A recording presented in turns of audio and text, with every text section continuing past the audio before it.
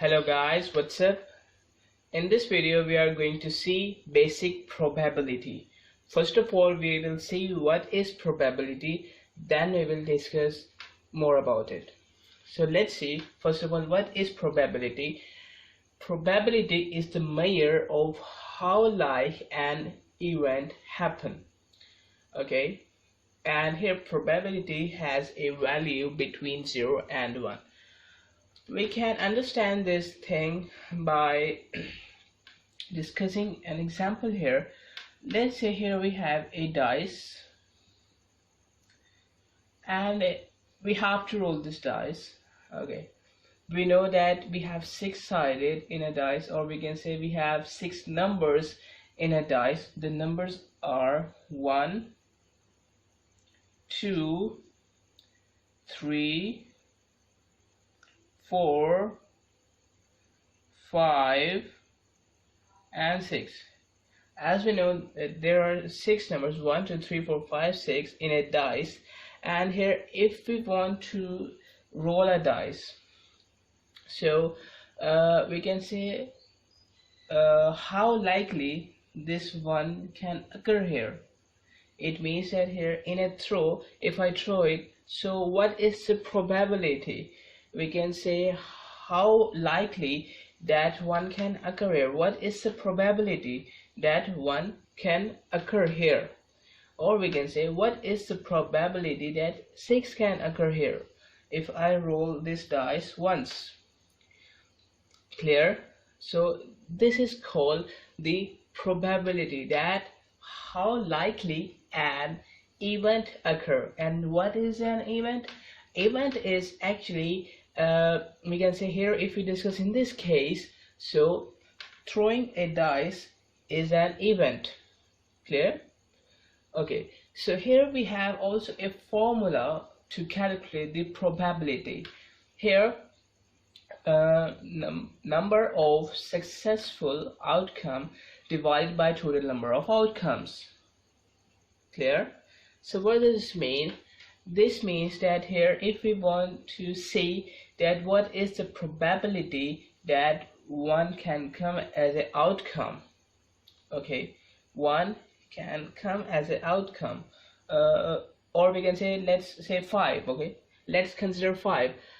We have to calculate the probability that how many times 5 can occur. Actually, not how many times, actually we can say what is the probability. Okay, what is the probability that 5 can occur here? Clear? What is the probability that 5 can occur here if I roll this dice once? So we can calculate it, number of successful outcomes. First of all, you can see in the denominator here we have total number of outcomes, so you can count 1, 2, 3, 4, 5, 6. There are 6, we can say, total number of outcomes. So here we will write 6 in the denominator. And here if we talk about the numerator, here we have to write the number of successful outcomes. We are talking about the 5, so we have to see what is the probability of only 5. Clear? We have to check the probability, how we can say how much, or we can say how likely this event, we can say how likely 5 can become an outcome here. So here actually the successful outcome is only 1. We can say, because here you can see there is only one number here. Clear? We can say here 5 is present once in this data, we can say. So here actually the number of successful outcomes will be only 1. So actually 1/6 is the probability that 5 can become an outcome if I roll this dice here.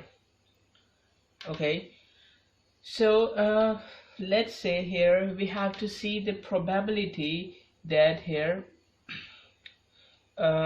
if we want to see prime numbers as a outcome. Clear? We know what are prime numbers: 2, 3, 5. Okay, these 3 are prime numbers in this data. So here we have to see that what is the probability that prime numbers can occur as an outcome here.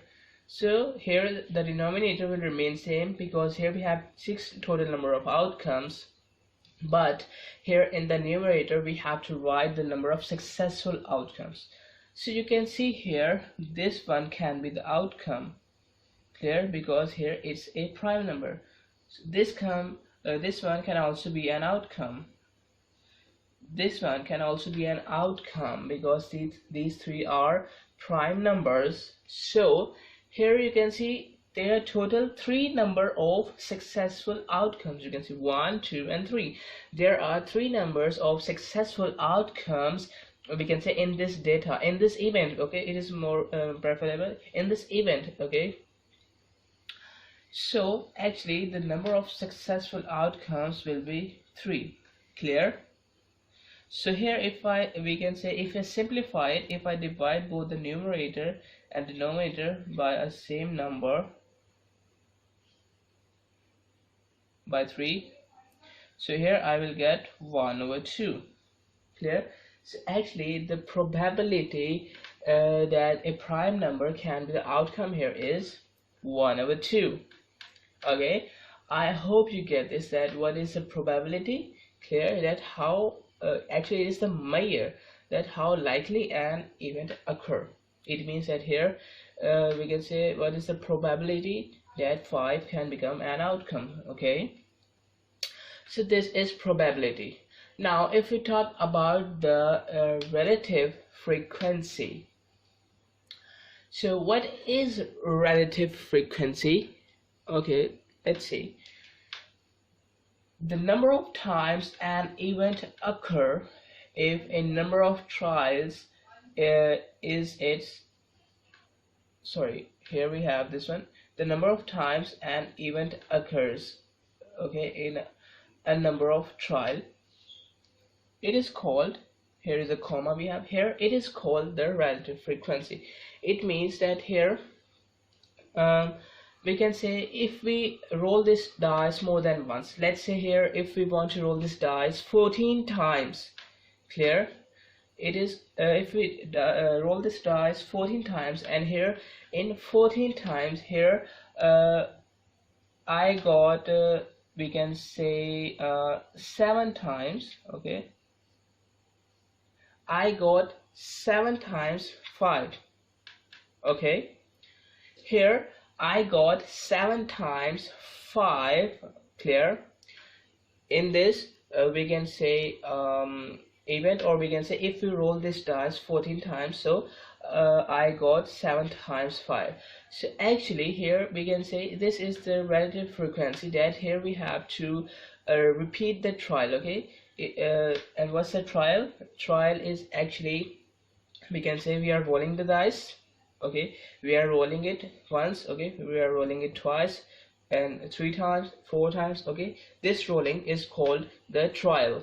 Okay, so here it means that here if we roll it again and again, so here it will be the relative frequency, and it is also called the experimental probability, clear. Relative frequency is also called experimental probability. Okay, so if we want to calculate that what is the experimental probability, or we can say relative frequency, that here we can say if I got 5, okay, if I got 5, we can say after rolling dice 14 times, so here we have to use this formula. It is very much similar to this one. Here the formula is number of times an outcome occurred. It means that here 7 times 5 occurred here, so it means that the number of times an outcome occurred here, it will be 7, because 7 times, okay, 5 occurred 7 times, so here I'll write 7. And here we have number of trials, okay, I have said that here we have rolled it 14 times, so here I will write it right here 14. So 7 over 14, if I simplify it, I will get 1 over 2. Clear? So it means that here 1 over 2 is the probability that 5 had occurred here, or we can say it is the relative frequency or experimental probability. Clear? I hope you got all my points. It is actually about the basic probability. We have some, we can say, high level probability, okay, but now we are not discussing it. We are only discussing this basic probability. Clear? And here we have seen this example. You can see here I have given you an example of dice. Okay, in this we have to check that what is the probability that 5 can become an outcome. So this is the formula of the probability, and here we have relative frequency, which is also called experimental probability. Now here we have the probability that an event does not happen. It means that here, first of all, okay, let's consider this one with an example. Here we have a bag, and in this bag here we have 3 types of balls. We can say here we have balls with 3 colors. It means that here one type here is with black color, one type here is in red color, and here one ball, or we can say one type of balls here it is in yellow color. So here if it is said that the probability of the black ball is 0.53. Clear? So it means that here if we took the ball at random, so the probability of the black ball is 0.53. Okay, so now if we want to find out, we can say, if we say that here, if we want to find the probability of not a black ball, here it means that here it is the probability of a black ball, and here we want to find the probability for not a black ball. Clear? For not a black ball. So now in this condition, what we can do here, the probability of black ball is given, and the probability for not a black ball, we have to find it out. So for this we have to subtract this 0.53 from 1. We can say that 1 is actually we can say total probability. Okay, 1 is the total probability, and here this 0.53 is actually the black ball probability. So to find the probability for not a black ball, we have to subtract the probability of black ball from the whole probability.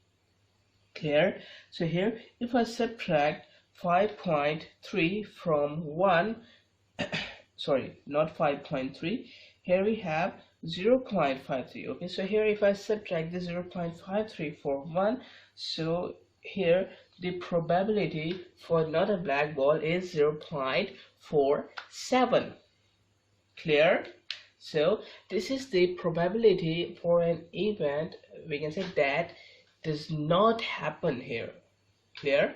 Now if I talk about what is based okay, first of all we have seen here probability.